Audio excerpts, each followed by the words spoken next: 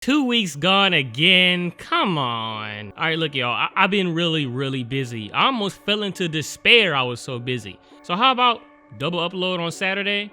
Plus, I got a surprise coming for 300K. You know how it be. Anyway, I gotta go to South Korea real quick. So give me a second. All right, so South Korean Netflix. You know, this is the only Netflix in the entire galaxy that has the movie Oldboy. Now, Oldboy is one of the most famous neo-noir films of all time, directed by Park Chan-wook. Also, I'm very sorry if I mispronounce any names. I can't even pronounce English names right. But anyway, he showcased Goomja's revenge and sympathy for Lady Vengeance. Yeah, we are during the trilogy backwards, but it wasn't chronological to begin with. Oldboy stars Choi Min-sik, who we know as playing the villains in Lady Vengeance and I Saw the Devil. Choi plays old Dae-su, a man who is kidnapped and put in prison for 15 years for no reason. Soon he is suddenly released, and Oldboy is all about why the hell he was even put in prison in the first place. Now, this won't be a minute-by-minute breakdown. I'll be skipping a lot to get a cohesive story because the movie itself is best viewed fully. I implore you to watch this on your own too, okay? So, with the help of NordVPN, I was able to pass into North Korea's Netflix, so stay tuned near the end to see how necessary it is to have a VPN. Otherwise, let's get into the breakdown.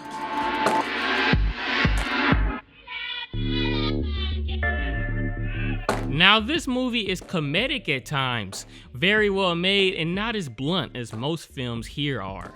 First thing we see is the main character, Dae-su, wanting to tell a suicidal guy his story. The story starts with Dae-su's dumbass being arrested for being a drunk nuisance. Dae-su makes being drunk look scary. It looks like he's being controlled by something. Don't give me what he's drinking. It's his daughter's birthday, and his close friend named Ju-hwan comes to pick him up. Dae-su calls his daughter and wife before letting his friend talk to them, and suddenly, at the blink of an eye, Dae-su goes missing. Shit like that is totally scary. Those kind of mysteries make for the best videos though. Turns out, Dae-su was just kidnapped off the street and was put inside a makeshift prison in the middle of a city.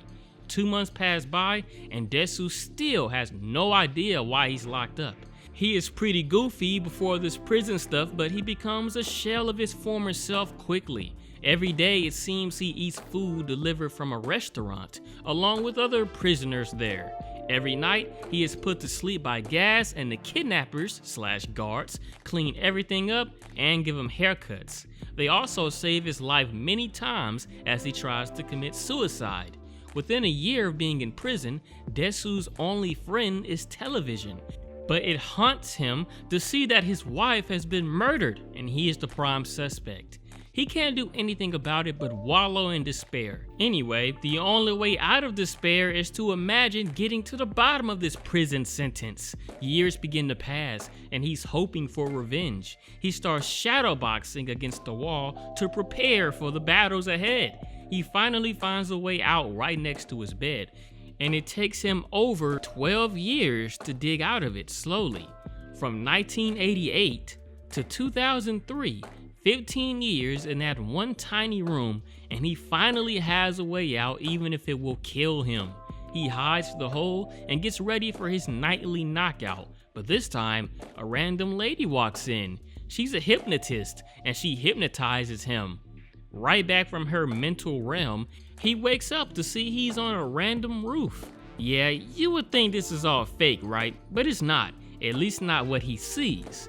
His first view is someone contemplating suicide, but he's so ecstatic to see another human being for the first time. Same guy he told his story to in the beginning, remember? So, story told, but that's all Dae-su cared about.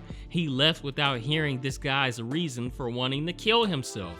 On the elevator down, he steals this lady's glasses, walking by to experience the outside life. And there goes that one guy that wanted to die too. He won't be in Rush Hour 3.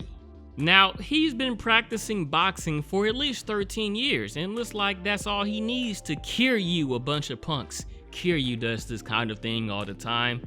Anyway, a random homeless guy gives him a phone and wallet, probably enlisted by the mastermind.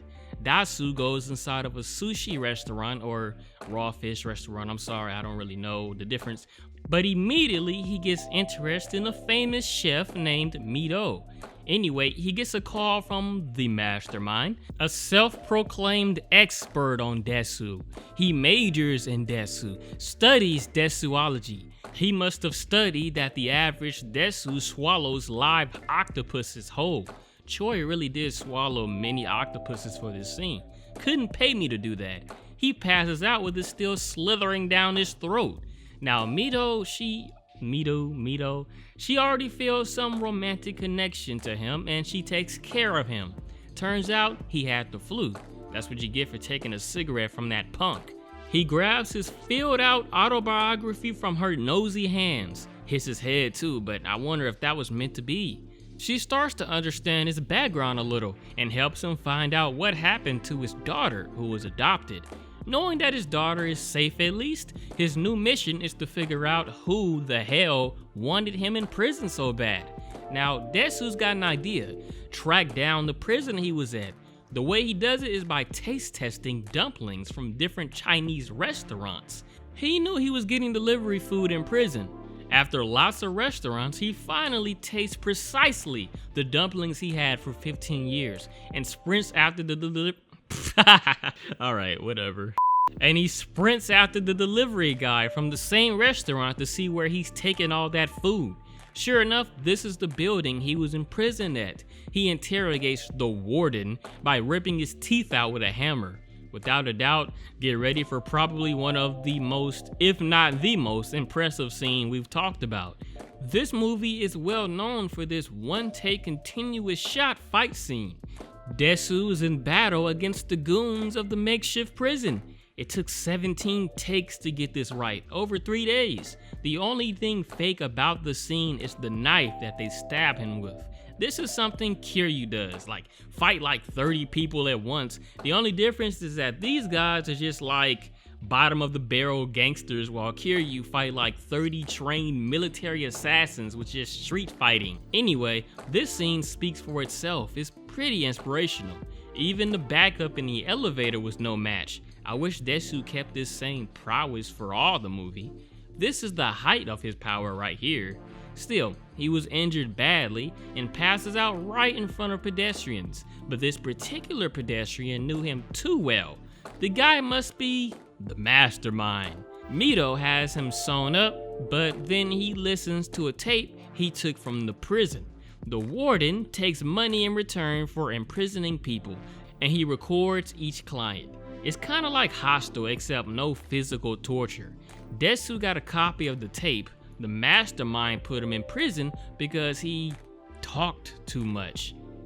So, did he really talk too much? Now, he already wasn't trusting Mido too well, and soon ties her up. He is led directly across the street to where the mastermind is waiting for him. Dae-su has no idea who this guy is. Why does he hate me so much to lock me up for 15 years? Mastermind tells him that he has 5 days to figure out who he is. If he doesn't figure out who he is, then Mido will die. If he does figure out who he is, then the mastermind will kill himself. Oh, but why not just kill him right now? Yeah, that's Dae-su's first thought. Well, the mastermind has a pacemaker inside with a button that can stop it at any time. Instant suicide. So even if Dae-su gets past this final boss over here, the mastermind can just kill himself. It's his goal anyway. Also, the prison gang have invaded Mido's apartment. Now, I wish Dae-su had the energy he had when he went through the prison, but I'm guessing Mido could die, so he just gets caught for that eye for an eye torture. He took the teeth out of this guy and almost got the same treatment, but then the mastermind pays off the gang to not hurt Dae-su.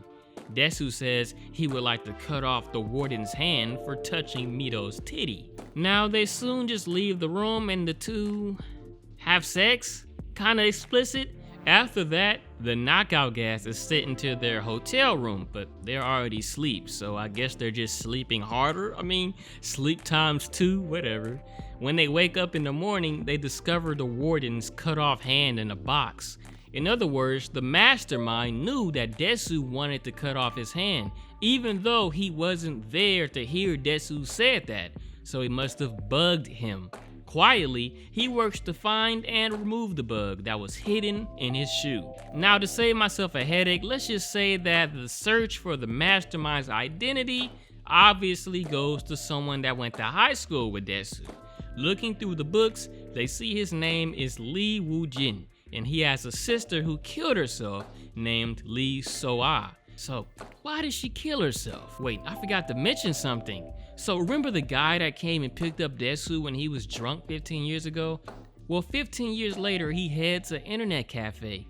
And damn, he was just so fucking happy to see his friend. His heart probably exploded. That's real right there. Well, he helps in the investigation of who the mastermind is. Sadly, that gets him killed by the mastermind. He said that Woo-jin's sister was probably a slut. Her brother, Woo-jin, the mastermind, is listening in and murders Ju-won with a broken CD for calling her a slut. He insists that she wasn't a slut to the angry Dae-su who had to listen in on the murder. Alright, look, so his loved ones are getting targeted in this game, so he has Mito locked up in the same prison he was in to keep her safe. If he doesn't come back within 5 days, then she will be released, so don't worry about that. He goes back to his old high school, literally. Young Dae-su recalls hitting on Su-ah. This is Woo-jin's sister before she killed herself. Now Dae-su slowly begins to recall that he followed Su-ah at one point. It was his last day, by the way, so he was acting like Bart Simpson. Anyway, he eventually comes across her and her brother, Woo-jin, playing around and doing stuff that siblings shouldn't do. Incest things. They notice Dae-su watching and he runs away, soon telling his friend Ju-won what he saw and to keep his mouth closed. Of course, he didn't keep his mouth closed and the whole school figured out. And that's it. That's the reason why Woo-jin had Dae-su put in some makeshift prison for 15 years. Because he so happened to do what people do when they see something weird, tell someone else about it. Not to mention it was in high school. Now his sister died, but I can't shake the feeling that is extremely petty. Still, knowing the truth of the matter puts Dae-su on his mission to end this once and for all. See, Woo-jin is a rich guy who lives in a penthouse. Dae-su tries to input the password up to the penthouse until he gets help from the owner himself. Dae-su rids the two guards easily with a toothbrush, some equalizer type shit. But after that, he's at the mercy of the last guard. Like this dude right here makes Dae-su's 15 years of shadow boxing look like bupkis. Bupkis! This is the final boss of a Yakuza game. While dressing up, Woo-jin tells the entire story of his sister's suicide. Yes, looking at us like that the entire time. Just shows the power of rumors can even influence you to think you're pregnant, and being pregnant with your nephew isn't really a good thing. Soon, Woo-jin kills his own bodyguard when he completely dicks around Dae-su. I'm sure the bodyguard knew this would happen though. He probably signed a contract knowing he would get his brains blew out on a whim. Woo-jin points out a photo book on the table over there, glee all over his face. Looking through, Dae-su sees his family, his baby daughter, growing up without a father. And then he sees Mito. Putting two and two together in his head, he despairingly realizes that Mito is his daughter. He's been having a romantic relationship with his own daughter. The prison for 15 years was just the beginning. The true plan was to get Dae-su to have romance with his own daughter. To accomplish this, Dae-su's thoughts and speech were manipulated from the start by a hypnotist. For example, the hypnotist will tell him that once he heard the words hand, he's supposed to perform this action. This is why you should watch the movie too, because it's hard to explain but well worth seeing. The warden is still on Woo-jin's payroll and is going to reveal the same incest truth to Mito at his call. Dae-su completely gets out of his element to beg for him to not reveal the truth to her. Like, I've never seen anybody in their life in my entire life beg for anything this hard. People don't even beg for their life this hard sometimes. He acts like a dog, kisses and licks his dirty shoes, and cuts his tongue off to get him to not reveal the truth to Mito. Now see Woo Jin's face? This is the complete height of his life right here. He's lived life to the fullest, all in this moment right here. His revenge is complete. See, we started this movie thinking that Dae-su was going to get revenge, but honestly, this is kind of the other way around. I'd like to see how Goom-ja would go up against Woo Jin.